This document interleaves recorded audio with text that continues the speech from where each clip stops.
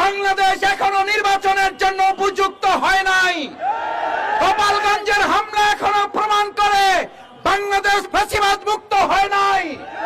গোপালগঞ্জের হামলা এখনো প্রমাণ করে বাংলাদেশে আওয়ামী দোসরদের শেষ চিহ্ন রেখে এই দেশের মানুষকে তারা শান্তিতে বসবাস করতে দিবে না।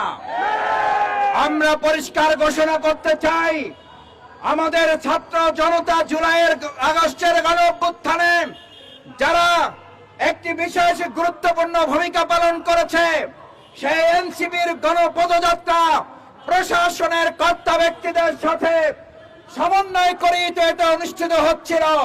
তাহলে প্রশাসন কেন ব্যর্থ হলো? অন্তর্বর্তীকালীন সরকারকেও তার জবাব জনগণের কাছে দেওয়া উচিত।